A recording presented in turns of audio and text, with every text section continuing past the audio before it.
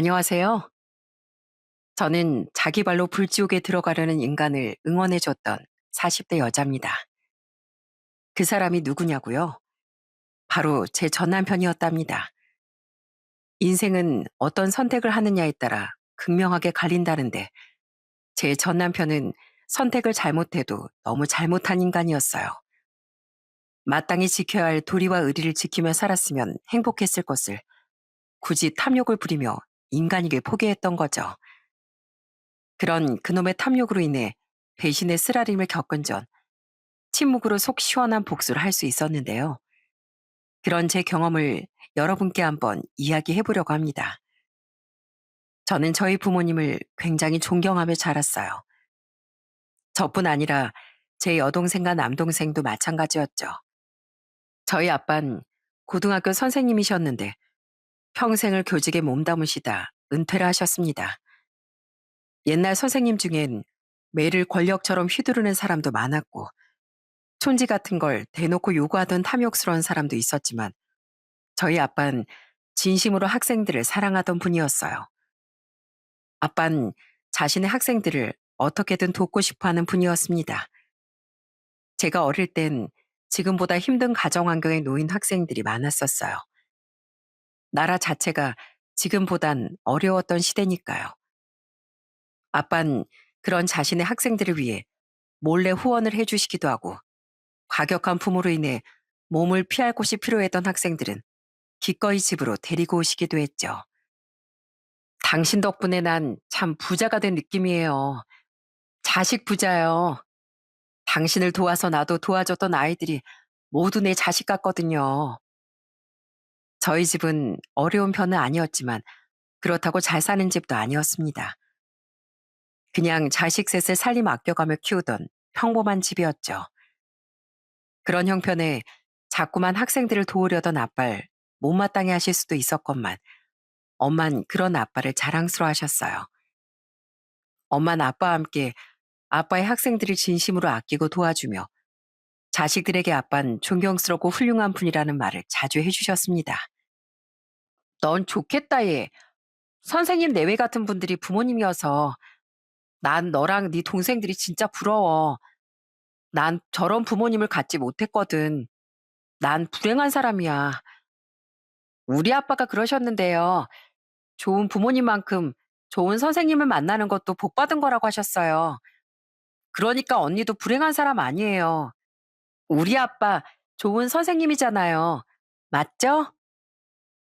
제가 중학생 때인가 도움이 필요해서 한동안 저희 집에 머물게 됐던 아빠 반의 언니가 한 명 있었는데요. 너무 불행한 표정의 언니가 안타까워 열심히 머리를 굴려 위로의 말을 건네준 적이 있었습니다. 그때 그 언니는 피식 웃더니 고맙다는 말을 해주더라고요. 네 말이 맞네. 넌 조그만한 게 되게 의젓하다. 고마워. 나한테도 복이라는 게 있다는 걸 알려줘서.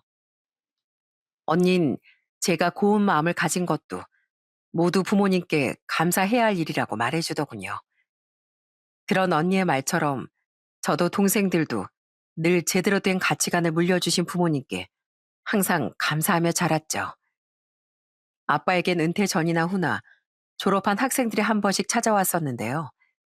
늘 아빠께 감사하며 은혜를 잊지 않던 아빠의 제자들을 보며 선함과 감사의 아름다움이 얼마나 귀한 건지 느낄 수 있었습니다. 존경하는 부모님 아래서 전 대학을 졸업하고 회사원이 되었어요.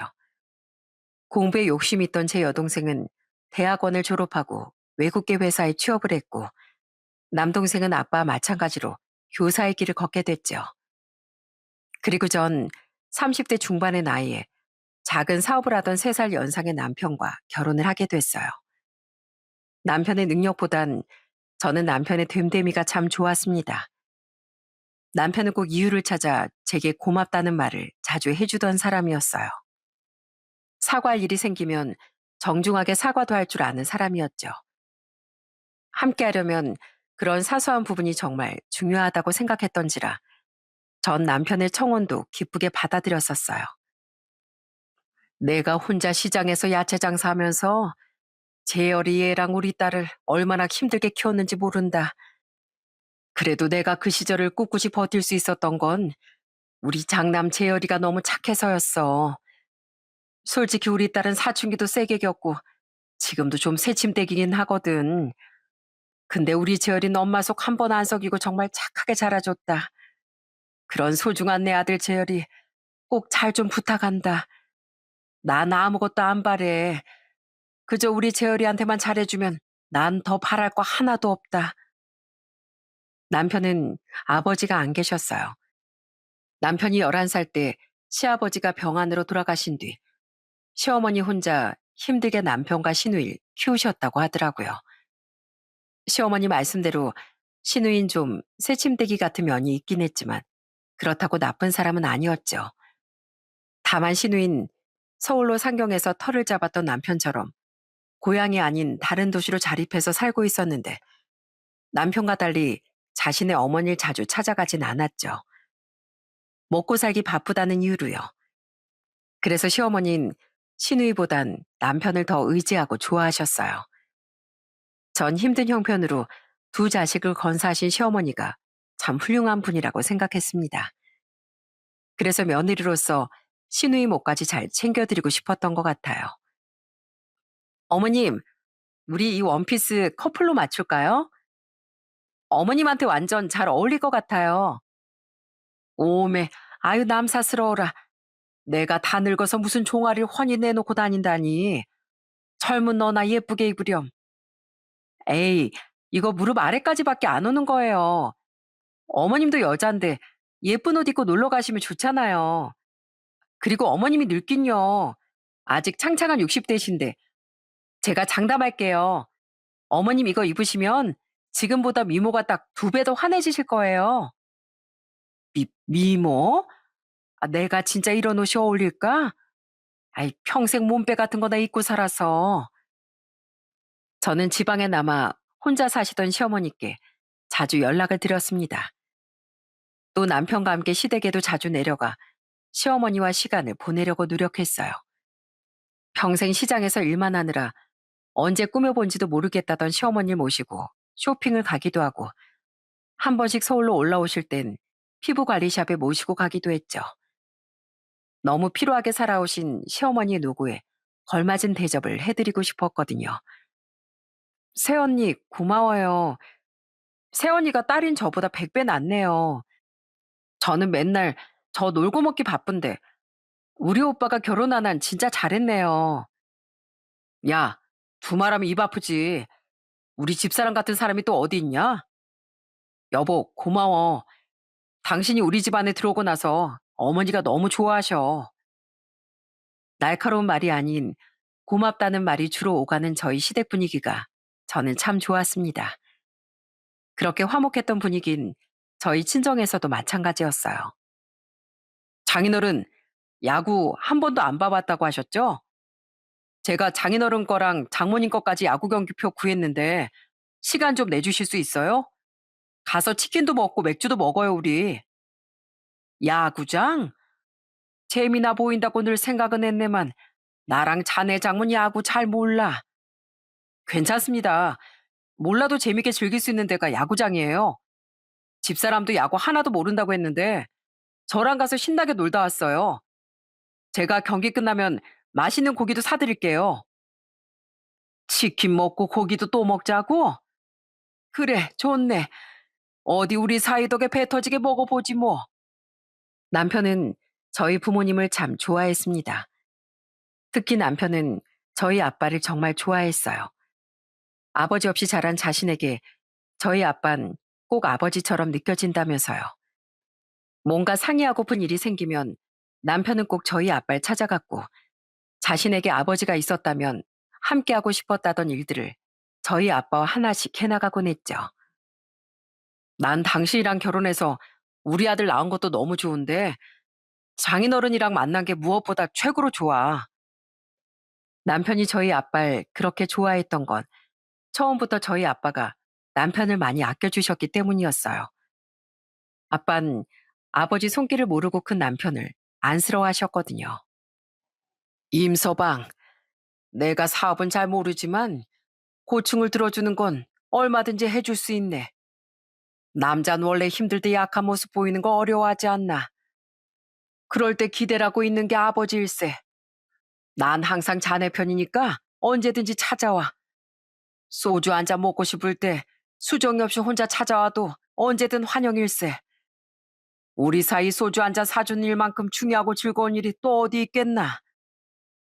아빤 과거 힘든 사정에 있던 학생들을 챙겨주셨듯 남편을 따뜻하게 안아주신 겁니다. 게다가 자신의 사위였으니 또 얼마나 잘해주셨겠어요. 남편은 어떨 땐 장인어른이 보고 싶다며 처가에 가자고 제게 종종 조르기도 했죠. 축하합니다, 사돈. 이제 자식들 다 시집장가 보내줬으니 한결 마음이 편하시겠어요. 아유, 두 분 다 여기까지 와주시고 정말 감사합니다. 예, 후련하네요. 애가 워낙 철딱서니가 없어서 누가 대령 가려나 싶었거든요. 근데 사돈 처녀나 사돈 총각은 아직 좋은 소식이 없나요? 걔들은 여행 다니고 취미생활 하는 게 더 좋다는 애들이어서요. 그래도 뭐 때 되면 알아서 가겠죠. 친정 부모님은 시누이가 결혼할 때도 직접 결혼식에 참석해 축하를 해주셨답니다. 친척수가 적은 시댁의 길을 그렇게라도 살려주고 싶으셨다면서요. 게다가 축의금도 넉넉히 해주셨기에 시어머니와 시누인 저희 부모님께 정말 고마워했어요. 남편도 물론 마찬가지였고요. 장인어른, 암이라니 이제 어떡해요? 아이 다 큰 남자가 울긴 나 안 죽네. 말기도 아니고 초기에 발견된 거면 울 일이 아니라 감사해야 할 일 아니겠나. 친정아빤 제가 결혼한 지 3년 정도 됐을 때 암 선고를 받으셨습니다. 그래도 그 어렵다던 초기 발견이 되었다는 게 천만 다행이었죠. 아빤 수술을 받고 회복에 전념하셨어요. 꽤나 초기에 발견된 거라 항암 치료도 필요 없었다는 게 얼마나 하늘에 감사했는지 모릅니다. 그때 아빤 오래전에 가입해둔 암보험으로 암 진단금을 1억 정도 받으셨는데요. 그때만 해도 그런 아빠의 보험금이 저희 집에 도움이 될 거라곤 생각지도 못했습니다. 아빤 스스로 한동안 힘들어 하셨지만 두세 달쯤 지나선 예전처럼 평범하게 일상생활을 하실 수 있었어요. 물론 완치 판정을 받기 전까진 꾸준한 정기검진을 받으셔야 하긴 했지만요. 그런데 얼마 뒤 이번엔 저희 집에 좋지 않은 기운이 불어오더군요. 아빠가 암 수술을 받은 지 5달 뒤쯤 남편의 사업이 크게 휘청거렸던 거예요. 진짜 판단 실수였어. 한순간의 실수였다고. 근데 그 한 번으로 사업이 이 정도까지 어려워지다니. 그동안의 내 노력이 물거품이 된 기분이야. 진짜 이러다 내 사업 무너지면 나 어떡해? 내 사업은 내 젊음을 다 바친 내 전부인데. 차라리 사업이 차츰 어려워진 거면 마음의 대비라도 했을 텐데 남편의 사업은 정말 한순간에 기울었습니다. 그동안 천천히 성장해오던 사업이었는데 딱 하나 어긋난 일이 마치 나비효과처럼 퍼지더니 결국 여기저기서 연쇄적으로 문제가 터져버렸거든요. 당장 저희가 가지고 있던 돈으론 막기가 힘든 상황이었기에 전 남편을 도울 길이 없어 발만 동동 굴렀죠. 심지어 남편은 지푸라기라도 잡으려는 심정으로 시누이와 시어머니에게까지 도움을 요청했었는데요. 시어머니는 당연히 그럴 형편이 되지 않으셨고 시누이도 미안하다는 말밖에 돌려주지 못했어요. 여보, 조금이라도 밥 좀 먹어봐. 내가 먹기 편하게 죽 끓여놨어. 어? 입맛 없어. 안 먹을래. 당장 당신이랑 우리 아들까지 힘들게 만든 내가 먹을 자격이나 있겠어? 왜 그런 말을 해? 당신이 일부러 그런 것도 아니고 잘 살아보려고 노력하다 그런 거잖아. 뭐라도 먹어야 힘을 내서 빚을 갚고 살든 회사를 다시 살리든 하지. 미안해. 근데 나 지금은 정말 입맛이 없어. 아무것도 안 하고 싶어. 나 좀 내버려둬. 남편은 날이 갈수록 식음을 전폐하고 말라갔습니다. 어떻게든 사업을 지켜보려 아침 일찍 나갔다가 저녁 늦게 들어오긴 했지만 상황은 계속 암담해졌으니까요. 그러던 어느 날 친정 부모님이 저희 아들의 생일을 맞아 식사를 하러 집에 오셨더군요. 우리 유난히 생일인데 너희가 밥 먹자는 소리 한 번 안 해서 우리가 먹을 것 좀 포장해서 왔다. 근데 수정이 네가 와도 된다고 해서 오긴 왔다만 임서방 낯빛이 왜 이렇게 안 좋은 거야? 임서방도 우리 와도 된다고 했다며. 자네 어디 아픈가? 그러게요. 우리 사이 마르기도 너무 말랐는데요. 그러니까 말이야. 임서방, 자네 무슨 일 있나? 그게요, 장인어른. 남편이 걱정됐지만 남편도 괜찮다길래 전 친정 부모님을 집으로 초대했는데요.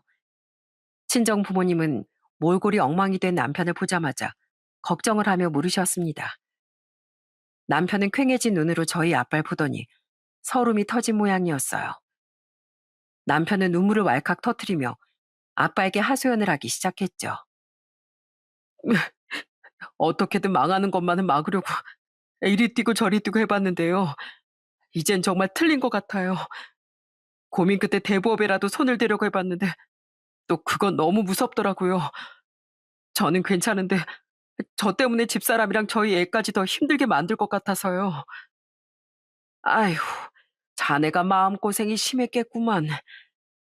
네, 장인어른, 제가 무리한 욕심을 부린 것도 아니고 그냥 딱 평생 힘들게 사신 저희 어머니께 효도하고 우리 유난히 부족함 없이 키울 정도, 딱 그 정도로만 잘 살고 싶어서 얼마나 노력했는데 제가 욕심을 부리면 얼마나 부렸다고 이런 날벼락을 맞아야 돼요.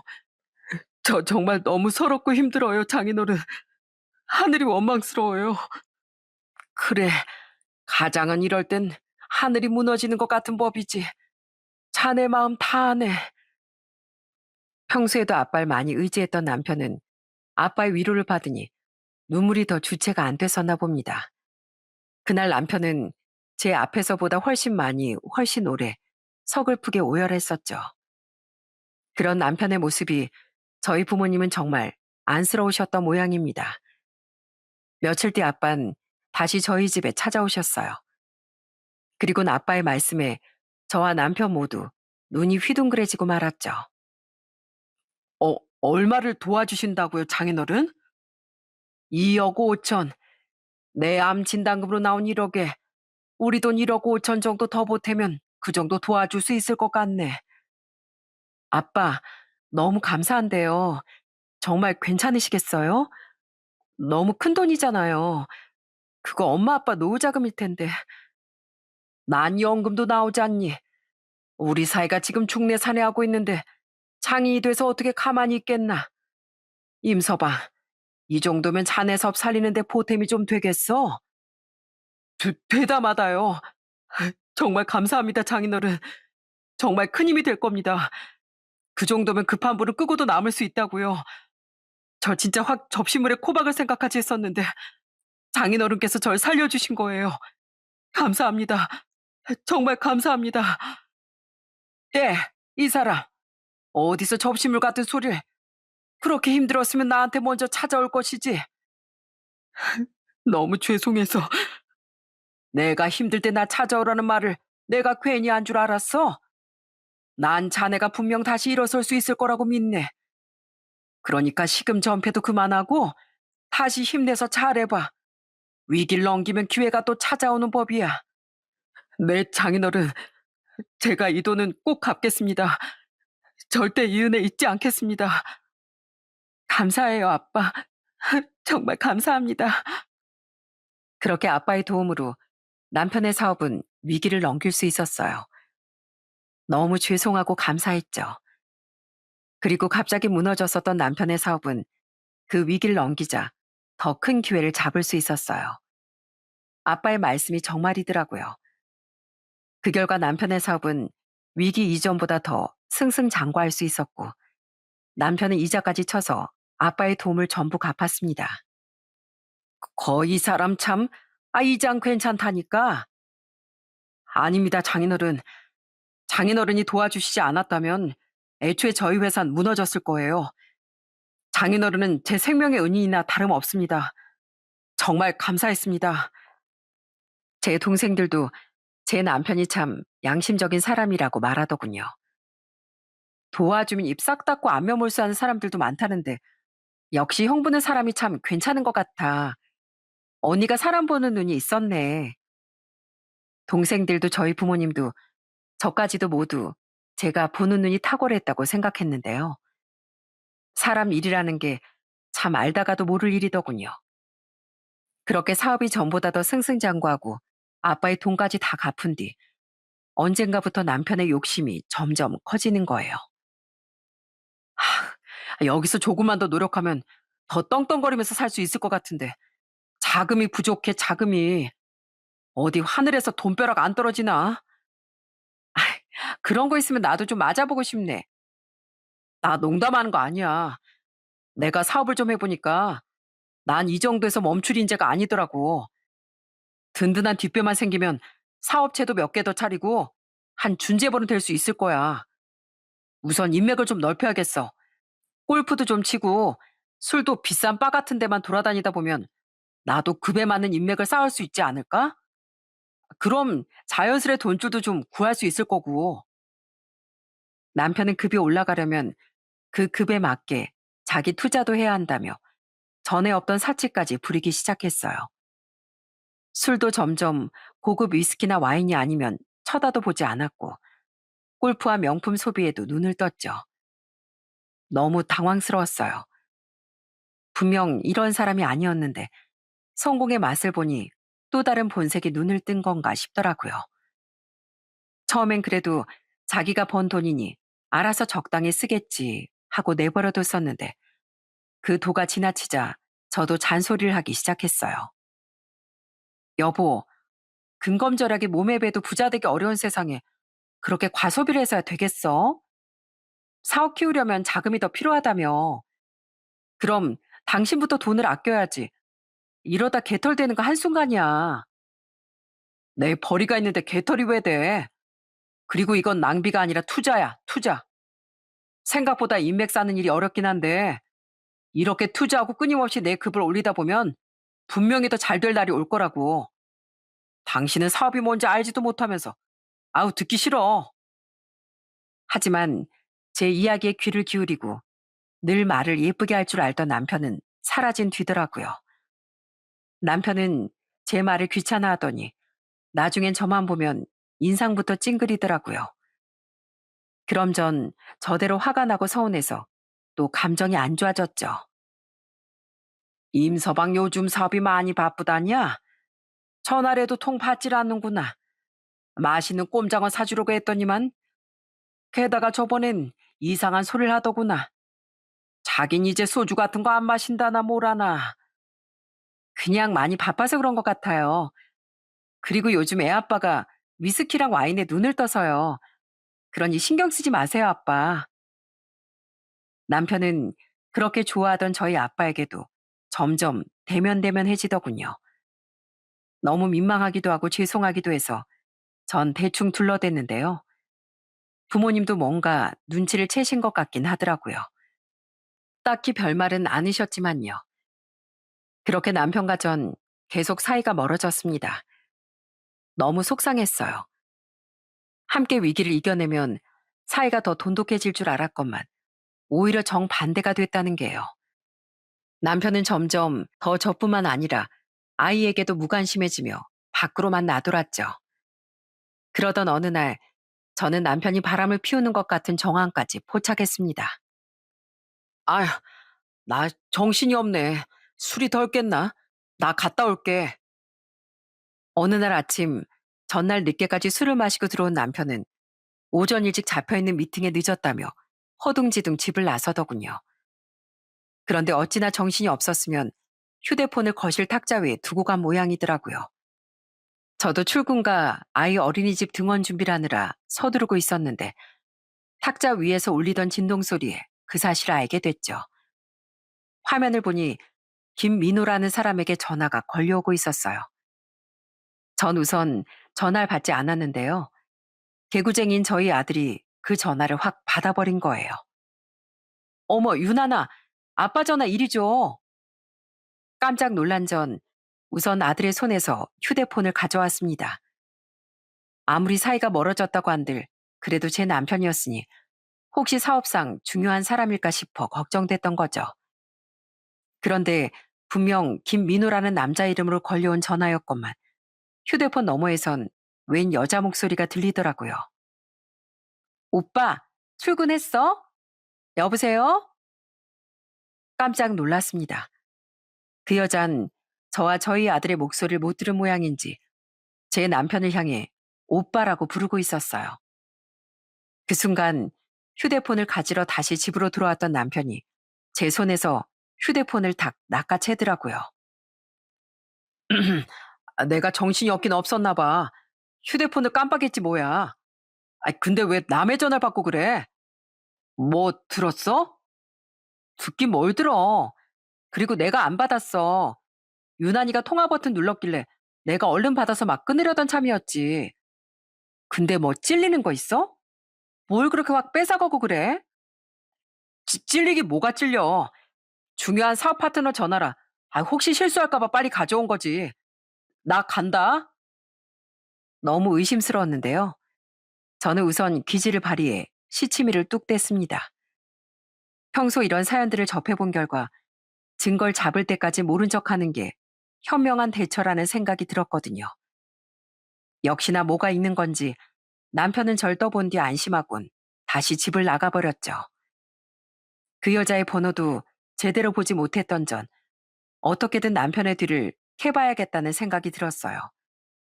그래서 그날 출근한 뒤 일에 제대로 집중도 하지 못한 채 흥신소에 대해 알아봤습니다.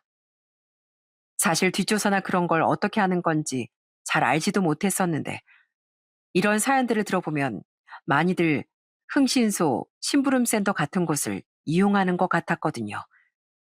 그래서 무작정 괜찮은 것 같은 업체를 찾아봤던 거죠. 그리고 전 그날 퇴근한 뒤 한 흥신소에 찾아가 남편의 뒷조사를 의뢰했습니다. 남편이 수상해서요. 아무래도 바람을 피우는 것 같은데 좀 알아봐 주시겠어요? 의뢰 결과 받기까진 그리 오래 걸리지 않더라고요. 결과 기다리는 내내 전 간절한 마음으로 제발 제 의심이 들어맞지 않길 기도했었죠. 아무리 사람이 변했다고 해도 바람까지 피웠을 거라곤 믿고 싶지 않았거든요. 그럼 저희 아이에게도 너무 큰 상처가 될 테고 저도 여자로서 너무 참담할 것 같더라고요. 하지만 불안한 느낌은 역시나 틀리는 법이 없었어요. 의뢰 결과 남편은 역시나 바람을 피우고 있던 게 맞았더라고요. 딱히 직업은 없는 여자고요. 나이 사모님보다 3살 어리네요. 그러니까 임재월 씨보단 6살 어린 거죠. 좀 캐보니까 그 두 사람 술집에서 만난 것 같던데요. 네? 그럼 이 여자가 뭐 술집에서 일하기라도 한다는 거예요? 방금 백수라고 하셨잖아요. 그런 술집이 아니고요. 거기서 임재열 씨가 그 여자랑 헌팅을 한 것 같더라고요. 그 남편 친구분 중에 이혼한 사람이 한 명 있던데 김영재라고 맞나요? 맞아요. 바람 피워서 이혼당한 사람 하나 있어요. 그 사람이랑 고급 술집에 갔다가 그 친구가 근처 테이블에 합석을 제안했나 봐요. 나이가 40 중반이나 된 사람들이 참. 아무튼 거기서 임재열 씨랑 성미정 이 여자랑 눈이 제대로 맞았던 모양이에요. 임재열 씨 뒤를 쫓아다니다가 우연히 그 친구란 사람이랑 만나서 대화하는 걸 들어서 알아낼 수 있었어요. 정말 듣는 제가 다 창피하더군요. 남편은 그 나이 먹고 바람 피워서 이혼당한 친구와 헌팅을 해서 그 여자를 만났던 거더라고요. 흥신소 직원이 내민 남편과 상간녀의 불륜증거 사진들을 보는데 상간녀는 예쁘긴 정말 예쁘더라고요. 어쩐지 언제부턴가 제 외모 지적질도 그렇게 하더니 이놈이 바람을 피우느라 그랬던 겁니다. 흥신소 직원이 알아낸 정보는 상간녀의 간단한 신상 정보와 두 연놈의 바람 증거 정도가 다였어요. 이곳 사연들을 듣기만 했을 땐 의뢰하면 그 여자의 과거라든지 집안이라든지까지 다 알아낼 수 있을 것 같았는데 또 현실은 그렇지 않더라고요. 제가 의뢰를 남편이 수상하니 바람을 피우고 있는지 알아봐 달라라고만 했었기에 딱 그 정도 결과물을 가져다 주셨던 거죠. 하지만 그것만 해도 증거는 충분했습니다. 전 그날 저녁 남편에게 증거를 들이밀며 바로 따지고 들었어요. 당신이 사람이야? 내가 당신 엄마한테, 그리고 당신한테 얼마나 잘했는데 어떻게 나를 두고 바람을 피워? 이렇게 어린 여자 만나고 있어서 그동안 내 외모 지적질을 그렇게 해댔니? 어리고 예쁜 여자한테 눈이 돌아서 당신 아들한테 관심도 없었어? 그렇게 급을 높이고 싶다고 노래를 부르더니 이게 급을 높인 거니? 급이 바닥으로 추락한 거지. 아, 진짜 추접스럽게 뒷조사까지 한 거야? 생각보다 빨리 들켜버렸네. 언젠가 말하러 가긴 했었는데 어쩔 수 없지 뭐. 기가 막히게도 남편은 순순하고 뻔뻔하게 바람 사실을 인정하더라고요. 심지어 미안하다는 말도 없이 절 비하하기까지 하면서요. 지금 그게 바람 걸린 사람의 태도야? 적어도 사과라도 해야 되는 거 아니야? 언젠 우리 아빠한테 고마워서라도 평생 나랑 우리 친정에 잘하고 살겠다며? 그런데 우리 아빠 도움받은 지 고작 3년 만에 어떻게 사람 뒤통수를 칠 수가 있어? 물론 장인어른께 감사했지. 근데 이자 쳐서 그 돈 다 갚았잖아. 그럼 된 거 아니야? 그리고 급을 높인 거지 왜 추락한 거야? 조사도 제대로 안 해봤나 봐. 우선 외모부터 봐봐. 벌써부터 주름 자글자글하고 뱃살도 튀어나온 당신이랑 나이도 젊고 쭉쭉빵빵한 데다 얼굴도 여신인 이 여자랑 비교가 돼? 그 여자 과거에 승무원까지 했다던 사람이야. 나도 명색이 사업하는 사람인데 마누라라고 데리고 다니게 적어도 창피하지 말아야 할 거 아니야. 내가 당신이랑 다니면서 그동안 얼마나 창피했는지 알아? 뭐라고? 창피? 나 정도면 평범한 거야.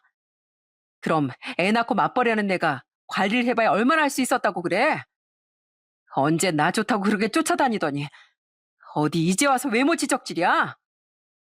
그때 난 예쁜 여잔 TV에서만 주로 봤으니까 뭘 몰랐던 거지. 원래 성공하면 마누라 얼굴이 바뀌는 거라고 그랬어. 그래서 마누라 얼굴 좀 바꿔보겠다는데 뭐가 문제야? 꼬우면 당신도 성공해서 젊고 잘생긴 새 남편 만들던가. 아유, 됐고. 난 기왕 이렇게 된 거 당신하고 이혼하고 그 여자랑 재혼할 거야. 그러니까 이혼하자. 나 당신이랑 살기 솔직히 너무 숨 막혔어. 뭐 교사 딸 아니랄까 봐. 뭐만 하면 훈계질해. 지가 다 맞는 척 잘난 척. 진짜 짜증났다고. 그날 남편은 술에 취해 들어왔었는데요. 그래서인지 제게 막말을 너무 심하게 하더라고요. 게다가 그놈은 제가 캐묻지도 않은 말까지 술술 해대더라고요. 번 돈을 그럼 고스란히 사치에 쏟아붓는데 내가 부부로서 쓴소리도 못해? 그리고 뭐? 마누라를 바꿔? 당신 대체 실은 얼마나 속물의 쓰레기였던 거야? 그래, 마음대로 말해. 어차피 이혼할 마당에. 아무리 그래봤자 당신은 그 여자한테 안 돼. 내가 그 여잔 당신보다 훨씬 급이 높다고 했지? 그 여자 아빠가 뭐 하는 사람인 줄이나 알아? 나랑 똑같은 사업가야. 중고차 수출해서 돈 버는 사람이라고. 그러니 당신 아빠랑은 급이 다르지. 나 이미 사위로 인정까지 받았어. 벌써 장인어른 사위하고 서로 부른다고. 내가 잘 보고 싶어서 장인어른 생신 선물로 벤츠까지 뽑아다 드렸다 이 말이야. 난 이미 그 집 사위나 다름없어. 뭐? 벤츠? 장인어른? 당신 지금 우리 아빠랑 그 상간녀 아빠를 급으로 나눴어? 왜? 기분 나빠? 그래. 니네 아빠도 교직생활 오래 하신 존경받을 만한 분이지. 그래도 기왕이면 내 입장에선 내 사업에 더 도움될 만한 사람이 장인인 게 좋지 않겠어? 난 너네 집안보다 그쪽 집안 선택할 거야. 그래서 사업도 지금보다 더 키울 거고 명품도 원 없이 사면서 아주 호화롭게 살 거야. 우리 어머니도 호강시켜 드릴 거라고. 이제는 알겠지? 난 그런 급 높은 집안에서도 눈독 들일 만큼 능력 있는 인재고 당신하고 수준이 다른 사람이라는 거. 알았으면 이제 그만 이혼하자. 어? 아, 나 호흡 못 달고 가니까 애는 당신이 키워. 그런데 이 인간이 선을 아주 세게 넘더군요. 이 인간이 이젠 저희 아빠까지 들먹이며 모욕을 하더라고요. 저는 더는 못 참겠다 싶어 그놈의 머리통을 퍽 하고 내려쳤습니다. 아우, 이게 뭐 하는 짓이야? 처음 맞을 말만 골라 하길래 나한테 손찌검 좀 해줍시오 한 줄 알았지. 야, 이 버러지야. 우리 아빠가 자기 암 진단금까지 내놓으면서 널 도우려고 하셨는데 감히 그런 우리 아빠한테 급급거려? 명품? 호화? 원래 정치도 사업도 사람이 돈보다 더 중요하다고 했어. 근데 사람 알길 우습게 하는 네가 여기서 더 성공할 수 있을 것 같아? 아주 폭삭 망해봐 정신 차리지.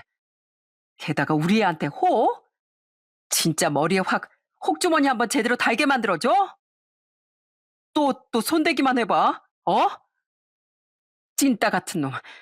쫄아드는 꼬락서니가 아주 한심하기 짝이 없네. 야, 사람은 응당 은혜를 입었으면 감사해야 할 줄 알아야 하는 거야. 짐승도 염치는 알아. 적어도 난 그런 상식적인 사람들만 보고 살아왔는데 넌 사람이길 포기한 놈이야. 이 버러지 같은 놈아. 발톱에 때만도 못한 놈아. 저는 너무 분한 나머지 악을 써댔습니다. 그 와중에 그놈은 제게 손찌검을 당했다는 것이 분했는지 계속 씩씩거리더라고요. 그러더니 대충 자기 옷가지 몇 개 챙겨서 집을 나가버리더라고요. 당신처럼 드센 여자랑은 1분 1초도 더 같이 있고 싶지 않아. 난 분명히 말했어. 이혼하자고. 난 우리 미정이 집으로 갈 거야. 당신도 어차피 이렇게 된 마당에 나랑 살고 싶지는 않을 거 아니야. 그러니까 머리 좀 식히고 이혼 준비나 하고 있어. 싫다고 버티면 소송까지 걸어버릴 거야. 유책 배우자 주제에 소송을 건들 뭐 하겠습니까? 하지만 술에 취한 그놈은 되는 대로 짓거린 뒤 집을 나가버리더군요. 6년이 조금 넘는 제 결혼 생활은 그렇게 허무하게 와르르 무너져 버렸죠. 놀란 아들을 달래는데 저도 눈물이 왈칵 쏟아지더라고요. 나쁜 자식. 두고 봐. 처자식 버리고 집간 놈이 얼마나 잘 살 수 있을지 내가 두고 볼 거야. 그래도 한바탕 눈물을 쏟아내니 속이 시원해졌습니다. 그래, 그딴 놈에게 미련 갖지 말고 뻥 차버리자 싶더라고요. 그런데 전 문득 그 집안이 궁금해졌어요. 그 여잔 그 예쁜 외모를 갖고도 왜 40대 중반이나 된 유부남을 만나고 있는지, 사업을 한다던 그 잘났다는 여자의 아빠는 왜 유부남을 사위로 들이려고 하는지 좀 이상하더라고요. 남편이 사업에 좀 성공했다고 한들 그렇게까지 사회적으로 성공한 정도는 아니었거든요. 그래서 전 다음날 다시 흥신소에 추가로 의뢰를 했습니다. 이번엔 상간녀에 대한 더 자세한 정보와 상간녀 아빠에 대해 알아봐 달라고 부탁했죠. 그랬더니 저 며칠 뒤 아주 기가 막힌 결과를 받아볼 수 있었어요. 상간녀는 애초에 승무원이었던 적도 없었고 과거 술집에서도 일한 경력이 있던 꽃뱀이더라고요. 남자 관계도 엄청 복잡한 여자예요. 좀 따라다녀 보니까 다른 남자들이랑 또 만나서 팔짱 끼고 할 거 다 하고 다니던데요. 숙박업소도 막 들어가고요. 또한 상간녀의 아빠 또한 사업을 하는 사람이 아닌 그냥 백수였답니다. 그 사람 사기꾼 같던데. 아무리 찾아봐도 그 사람이 운영한다던 회사는 없었어요. 잠복하면서 지켜보니까 맨날 밖에 나가서 술만 먹고 지금 그냥 백수 같아요. 심지어 상간녀의 아빠는 사기 전과 산범으로 교도소까지 들락거렸던 사람이었어요. 와, 이놈이 제대로 당했구나 싶더라고요. 저는 그 기가 막힌 사실을 남편에게 말해주지 않기로 마음먹었습니다. 이미 그놈은 제 남편이 아니었으니까요. 그냥 그놈이 사람 같아 보이지도 않았죠. 이미 그놈은 제게 자기가 힘들 때 살려준 저희 집안을 배신한 버러지였어요. 전 된통 당해보라는 마음으로 입을 꾹 다물고 이혼하기로 했습니다. 어때? 좀 생각해봤어? 설마 이혼 안 할 거라는 고집 같은 거 부릴 건 아니지? 그럼 당신 진짜 벨도 없는 거야. 나도 너 같은 버러지랑은 더 살기 싫거든? 근데 그냥은 못 해주지. 재산 문제는 확실하게 해야지. 어차피 내가 이혼 안 해주면 너 그 여자랑 못 합치는 거 알지? 그러니까 재산 문제 나한테 유리하게 합의해. 안 그럼 나 이혼 못 해줘. 저는 이혼을 서두르고 싶었는지 집으로 찾아왔던 그놈에게 재산 분할 문제를 확실히 하자고 요구했습니다. 이혼할 땐 하더라도 억울해서라도 재산은 가져올 수 있는 최대한을 가져오고 싶었거든요. 그놈은 인상을 찌푸리며 고민을 하더니 이내 알겠다고 대답하더라고요. 돈은 중요한 게 아니라더니 당신도 별 수 없구만. 그래, 그렇게 해. 뭐 돈이 앞으로 난 더 잘 벌 건데 또 벌면 되지 뭐. 난 우리 미정이랑 새 장인어른이랑 아주 행복하게 살 거거든. 당신은 돈이 제일 중요한 사람이잖아. 그러니까 당신한테 한 푼이라도 더 빼앗아 와야지. 그래, 꼭 잘 살아. 그 양심 없는 부녀랑 같이 아주 셋이 잘 어울리네. 꼭 잘 살라고 내가 응원해 줄게. 알았지? 다른 데서 똥냄새 뿌리고 다니지 말고 똥파리 같은 너네 셋이 옹기종기 꼭 붙어서 살아라. 저는 속으로 그놈을 비웃으며 그놈의 앞날을 응원해 주었습니다. 그렇게 전 그놈과 이혼을 하게 됐어요. 재산은 제가 70% 정도를 가져올 수 있었고 양육빈 다달이 따로 받기로 했죠. 그놈이 재산을 그 이상은 주기 싫었는지 끝까지 양육빈 일시불로 못 준다고 버텼거든요. 그게 아쉽긴 했지만 저는 상간녀에게 따로 소송을 걸어 위자료를 받아내는 것으로 그나마 아쉬움을 덜 수 있었네요. 아, 한 번은 상간녀를 따로 찾아가 제가 가지고 갔던 구정물을 끼얹기도 했었는데요. 상간녀는 눈도 하나 깜짝하지 않더라고요. 그러게 억울하면 나처럼 예쁘고 젊지 그랬어요. 자기가 못나서 남편 빼앗기군. 왜 나한테 화풀이래? 아우 축축해. 내가 못나서가 아니라 그놈이 못나서 너처럼 저급한 여자를 선택한 거겠지. 넌 평생 젊고 예쁠 줄 아니? 조금만 나이 들어봐. 쥐뿔도 없는 너한테 관심 가는 인간 아무도 없을 테니까. 내가 버린 쓰레기 주워서 어디 재미나게 살아봐. 하지만 전 전혀 약오르지 않았어요. 어차피 그 여자의 저급한 실체를 알고 있었기에 이미 저보다 못한 인간이라는 생각을 가지고 있었거든요. 그렇게 전 아이 때문에 시간이 좀 걸리긴 했지만 그놈과 법적으로 확실하게 이혼을 마무리할 수 있었죠. 우리 아들이 잘한 거 없다만 애가 어릴 적에 워낙 어렵게 살아서 성공욕이 있어서 그런 게다. 너무 저주만 퍼붓지 말고 네가 이해 좀 해다오. 아무리 결핍이 있었다고 해도 될 일이고 안 될 일이 있죠. 그래도 어머닌 좋은 분인 줄 알았는데 결국 자기 아들 편만 드시네요. 정말 실망이에요. 그 이해 어머님이나 실컷 해주면서 사세요. 시어머니는 제게 사과를 하겠다고 연락을 하셨는데요. 정말 실망스럽기 짝이 없더라고요. 게다가 시누인 아예 제게 연락도 한 통 없었고요. 정말 한 사람도 빼지 않고 실망스러운 집안이라고 생각했죠. 한편 친정 부모님께서도 정말 속상해 하셨어요. 그놈을 좋은 사람이라고 믿었었던 동생들도 경악을 감추지 못했고요. 에휴, 나도 오래 살았지만 사람은 정말 알다가도 모르겠구나. 그나마 내가 빌려줬던 돈은 진즉 돌려받아서 다행이지. 좋은 마음은 늘 좋은 마음으로 되돌아오는 줄 알았는데 아직도 세상을 다 알기엔 내 노련함이 부족했나 보다. 우리 딸 가슴에 피멍이 남았겠구나. 괜찮아요. 지난 일에 계속 매여 있어서 뭐 하겠어요. 그냥 인생에 꼭 필요한 경험이었다고 생각하려고요. 저한텐 아직 우리 유난이가 있잖아요. 저는 친정 식구들에게 더한 걱정을 끼치기 싫어 더 씩씩한 모습을 보이려 노력했습니다. 이후 전 친정으로 들어가진 않았지만 가족들의 위로와 도움을 받으며 이혼의 아픔을 이겨냈어요. 그런데 이혼이 확정된 이후 한 5개월이 지나자 전 남편이 갑자기 양육비를 보내지 않더라고요. 전 이놈이 양육비를 떼어먹으려나 싶어 바로 전화를 걸었는데요. 그때 아주 통쾌한 그놈의 근황을 듣게 됐습니다. 내가 안 보내고 싶어서 안 보냈겠어? 나 그 분이한테 완전히 사기당했어. 완전 꽃뱀이었다고 그 여자.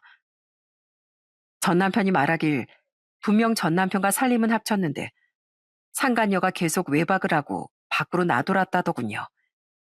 자기 어머니에게 인사를 하러 가자 혼인신고를 하자고 해도 차일필 미루면서요. 게다가 그 상간녀의 아빤 갑자기 사업 자금이 사정이 생겨 융통이 안 되고 있다며 몇 번이나 돈을 빌려갔다고 하더라고요. 금방 자금길 뚫릴 거라고 그때 무조건 kop절로 갚아준다고 해서 돈을 빌려줬거든. 내 사업 자금까지 손대서 말이야. 근데 그 장인은 갚을 생각도 없는 것 같고 그 여잔 자꾸 밖으로만 놔돌고 너무 이상하더라고. 그래서 내가 뒷조사를 좀 해봤는데 그 여자 술집 여자 출신의 완전 꽃뱀이었더라. 친구 만나러 간다더니 맨날 다른 남자 만나면서 바람까지 피우고 있었더라고. 게다가 그 여자 아빠는 사업가는커녕 사기 전과 삼범이었어. 나 완전 작업당했던 거야. 전 남편이 모든 사실을 알았다는 걸 눈치채자 그 부녀는 바로 야반도주를 해버렸다더군요. 뒤늦게 신고는 했지만 전혀 덜미를 잡을 수가 없었다네요. 상간녀에게도 많은 돈을 퍼부은 데다 사업 자금까지 빼서 상간녀 아빠에게 돈을 계속 빌려줬던 전 남편은 지금 자기 사업이 망하기 일보 직전이라며 징징대더라고요. 그래서 양육비를 못 보내준 거라면서요. 저는 통쾌한 심정으로 대답했죠. 그래? 그거 안 됐네. 근데 난 그 인간들 정체 이미 다 알고 있었는데. 뭐? 근데 왜 나한테 말을 안 해줬어? 내가 왜 말을 해줬어야 되는데? 너는 내 뒤통수 쳤으면서 난 그러면 안 됐니? 아니 사실 난 뭐 한 것도 없어. 그냥 입만 다물고 있었을 뿐이지. 아니 대체 언제부터 알고 있었어? 당신이 그 여자 아빠한테 벤츠 사줬다는 말 듣고 나서 조사해봤지. 아무래도 뭔가 이상해서. 야, 그 여잔 처음부터 너한테 진심도 아니었어. 넌 그냥 얼굴만 믿고 남자 돈 뜯어내는 그 꽃뱀한테 물린 호구원. 아니지. 그 여자가 너 말고도 만나는 남자가 얼마나 많았는데? 한 호구 4쯤 되겠다. 너는 그 꽃뱀한테 4번 호구 정도밖에 안 되는 존재였던 거야. 알겠냐, 이 한심한 인간아? 아주 고소하다, 고소해. 뭐? 아니, 당신 진짜 너무한 거 아니야? 그래도 내가 유난히 아빠인데 어떻게 남의 인생 망하는 걸 그냥 가만히 구경만 하고 있을 수가 있어. 내가 고작 6개월 만에 이 꼴 되면서 얼마나 힘들었는데. 은혜를 원수로 갚는 인간 앞에 그럼 은혜로운 길이 펼쳐질 줄 알았니? 그러니까 진즉 사람답게 살았어야지. 야, 네 인생 망한 건 내 알 바 아니고 내가 일시불로 양육비 달라고 했을 때 너 바득바득 싫다고 고집부렸지? 그때 네 말에 책임져. 어떻게든 양육비 마련해서 보내라고. 안 그럼 나랑 법정에서 얼굴 보게 될 줄 알아? 알았어? 끊어. 고작 이혼이 마무리되고 6개월 만에 전 남편은 나락으로 떨어졌더군요. 저는 그런 그놈을 실컷 비웃어줬습니다. 그리고 양육비에 대해 경고를 남기고 전화를 끊어버렸죠. 그 뒤 그놈은 조금만 봐달라는 식으로 또 연락을 해오긴 했었는데요. 제가 단호하게 나가자 어찌저찌 돈을 구해 양육비를 보내긴 하더라고요. 그렇게 지금은 시간이 좀 더 흘렀습니다. 전 남편의 회사는 결국 망했다고 해요. 지금은 신용불량자가 되어 딱히 직장을 구하지도 못해 지방에서 일용직 일을 하며 숙소 생활을 하고 있다네요. 시모도 그놈을 도와줄 형편은 되지 못했기에 그놈은 그렇게 양육비를 벌며 처량하게 살고 있다고 합니다. 감사함을 잊은 인간의 처참한 최후였죠. 지금 전 저희 아들을 키우며 아주 잘 살아가고 있습니다. 부모님과 동생들의 따뜻한 배려 덕에 제 이혼의 아픔도 이미 다 아물었죠. 물론 그놈의 배신과 이혼은 제 가슴에 큰 흉터를 남기긴 했어요. 그래도 전 그 흉터를 내 인생을 구제해준 고마운 흔적이라고 생각하고 앞으로의 나날을 살아가려고 합니다. 그런 놈은 그때 바람을 피우지 않았더라도 언젠간 저를 배신했을 인간이라고 생각하니까요. 그리고 그런 인간과 계속 함께 살았다면 저희 아들도 그놈과 더 닮아갔을 거라고 생각하고요. 그러니 더 늦기 전에 이렇게 각자의 길을 걷게 된 것이 오히려 다행이라고 여기고 있습니다. 이곳에 사연을 보내는 분들의 이야기를 들어보면 저처럼 배신의 아픔을 겪은 분들이 많은 것 같은데요. 모두 현명하신 분들이라 과거 따윈 돌아보지 않고 앞으로의 행복을 위해 씩씩하게 살아가고 계신 것 같더라고요. 저도 그런 멋진 사람이 되고자 앞으로 더 힘차게 살아가 보려고요. 저를 아껴주는 부모님과 동생들, 그리고 날이 갈수록 착하고 건강하게 자라주고 있는 아들, 그리고 저 자신을 위해서 말입니다. 위기는 곧 기회이고 재앙은 그걸 발판 삼아 복을 불러오면 되는 법이라는 마음으로요. 혹시 제 사연을 듣고 계신 분들 중 저와 비슷한 아픔을 겪은 분이 있다면 우리 함께 지금을 이겨나가자고 말씀드리고 싶네요. 어차피 마음을 악하게 쓰는 사람은 알아서 천벌을 받는 법이니 더는 원망과 증오에 사로잡히지 말고서 말입니다. 그런 곳에 허비하기엔 우리의 인생은 너무 값진 존재니까요. 그럼 전 여기서 이만 제 사연을 마무리해 볼게요. 끝까지 들어주셔서 정말 감사합니다.